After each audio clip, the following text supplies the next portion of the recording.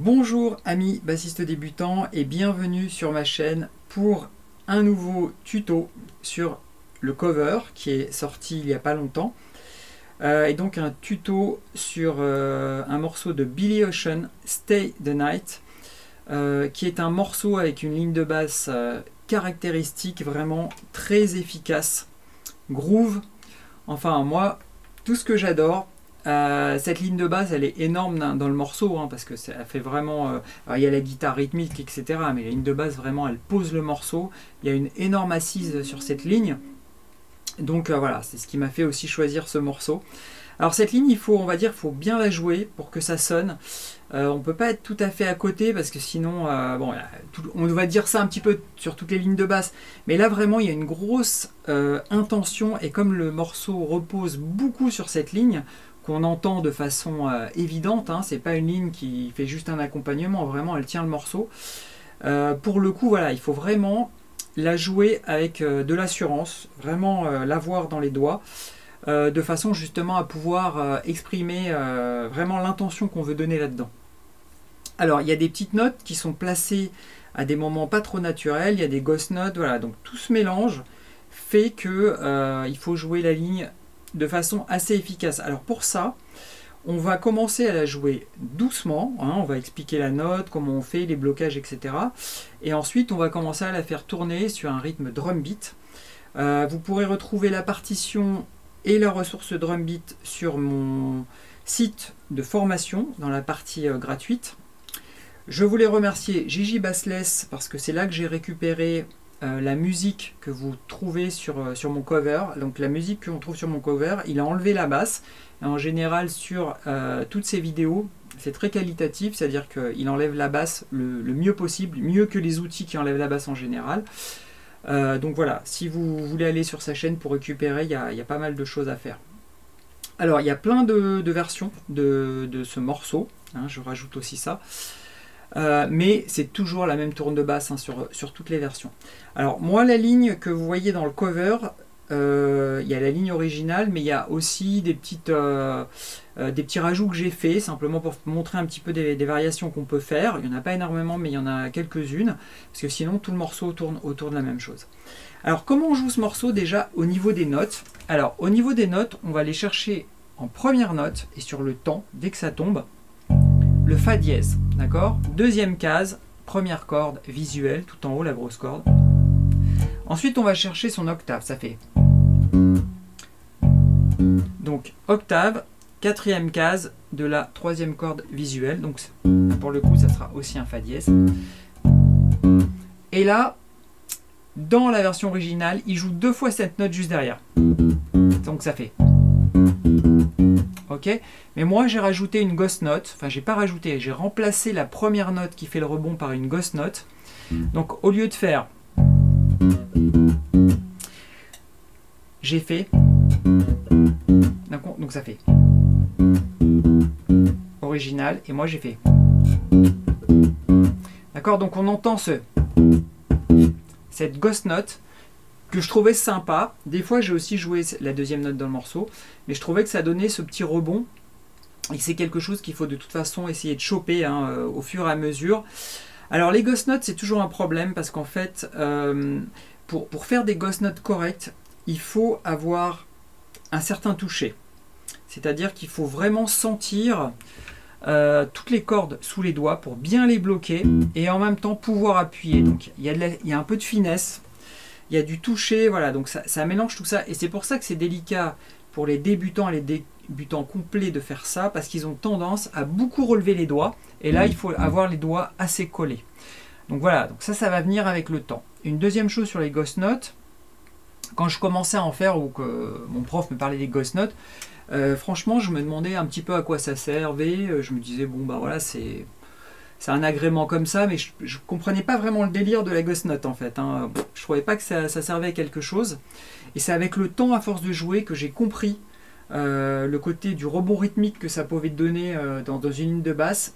Et moi maintenant j'en utilise quand même pas mal, mais ce que je veux dire c'est que ça a pris du temps. Si vous êtes aussi dans cette réflexion en vous demandant à quoi ça sert, c'est pas grave, jouez-les quand même, faites-en, etc. avec le temps, et vous allez voir qu'un jour vous allez avoir le déclic et que vous allez vraiment comprendre comment on peut vraiment agrémenter sa ligne de basse avec ces ghost notes et qu'est-ce que ça donne. Et même au niveau du feeling quand on joue, c'est quelque chose qui devient très important à mon sens. Ok, alors je reprends ma ligne. Donc Fa dièse, donc pareil, Fa dièse. Ensuite, on fait la ghost note avec ici la deuxième case, troisième corde, ça fait. Je recommence. Donc je pose tous mes doigts en préparant déjà mon index ici. D'accord? Alors je sais pas si on peut le voir, ça fait. D'accord? Donc si je le joue d'ici, ça fait. Pardon. Première note, le Fa dièse, octave. Et je reviens sur le Fa dièse ici. Je refais doucement. D'accord? Donc ça, il faut le faire beaucoup tourner jusqu'à ce qu'on arrive à faire l'enchaînement.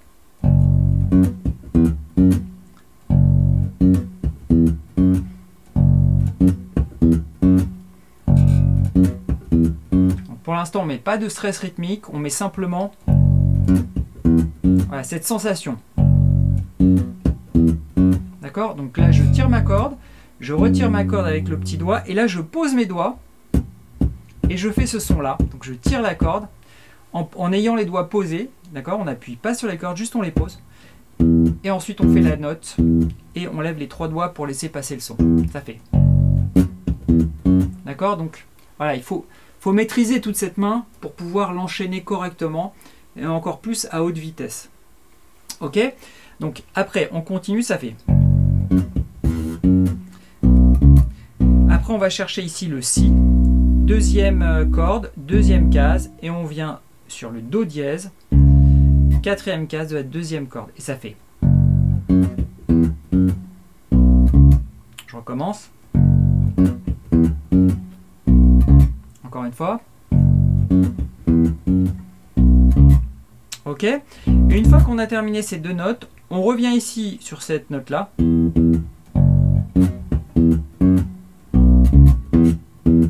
D'accord? Donc là, on va aller chercher ici le Mi. D'accord? Donc ça c'est la corde à vide et ça c'est le Mi à l'octave. Donc on va chercher le Mi et on le fait sonner deux fois sec.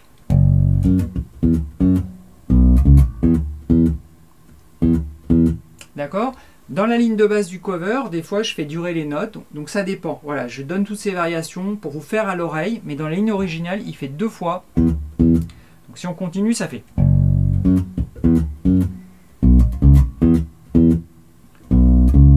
Et ensuite, il va faire deux notes, il va revenir ici sur le Si et le Do dièse, et il va lier les notes. D'accord? Ça fait.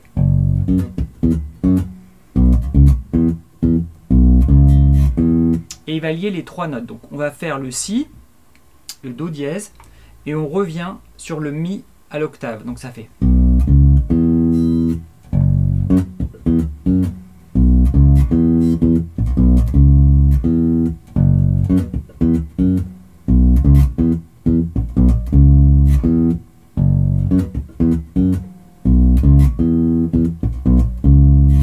Et voilà. Là on a la ligne, on l'a dans les doigts. Donc quand on commence à la voir et qu'on commence à la faire tourner, ce qu'il faut faire, c'est rajouter le pied. D'accord? Donc on bat le temps avec le pied.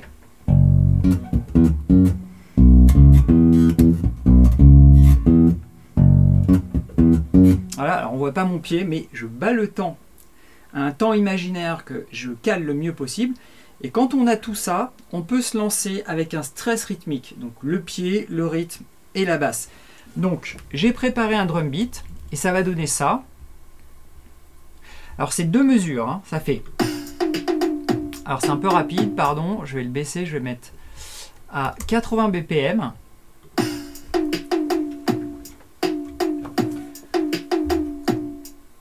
Donc on a un rythme à 4 temps.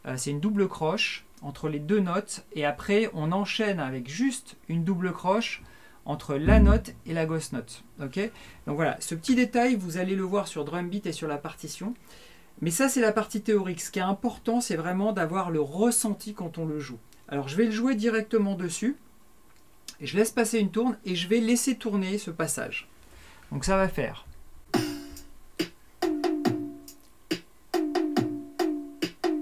Et ça fait.